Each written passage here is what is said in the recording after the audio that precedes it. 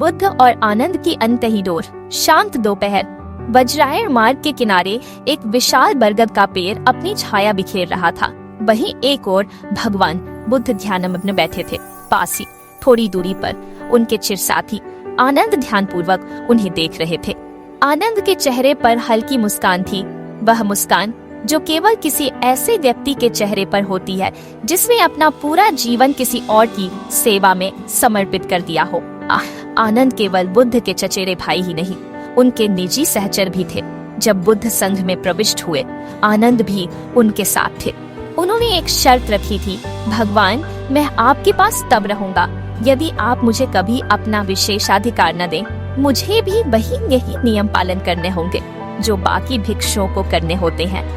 बुद्ध ने स्वीकार किया और उस दिन से आनंद का जीवन सेवा, विनम्रता और करुणा का एक जीता जागता उदाहरण बन गया।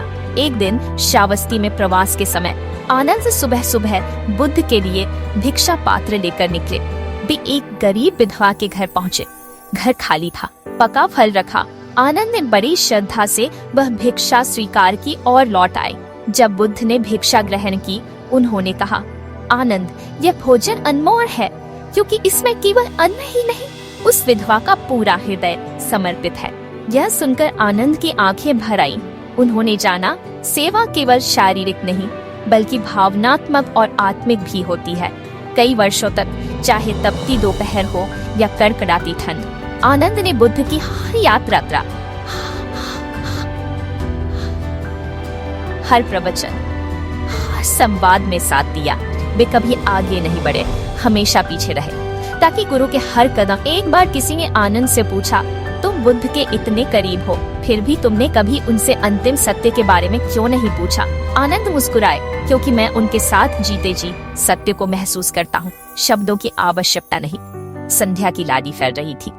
बुद्ध ने आनंद को पास बुलाया और कहा, आनंद, तुम मेरे सबसे सच्चे मित्र हो। तुम्हारी सेवा केवल इस जन्म में नहीं, आने वाले जन्मों में भी तुम्हारे ही प्रकाश का मार्ग बनेगी। आनंद ने झुककर प्रणाम किया। उनके आंसू में कोई दुख नहीं था, केवल कृतज्ञता थी कि उन्हें ऐसा गुरु मिला जिसकी छाया में उन्होंने सत्य को जिया। दोस्तों, बुद्ध और आनंद की कहानी हमें सिखाती है कि सच्चा साथ वही है जो बिना किसी लालच, बिना किसी स्वार्थ के केवल प्रेम और करुणा से निभाया जाए। आज हम में से कितने लोग हैं जो किसी के जीवन में आनंद की तरह निस्वार्थ बन पाते हैं? शायद बहुत कम। लेकिन अगर हम भी अपने किसी रिश्ते में, दोस्ती में, सेवा में निस्वार्थता का एक अंश ला दें, तो दुनिया थोड़ी और रोशन हो सकती है।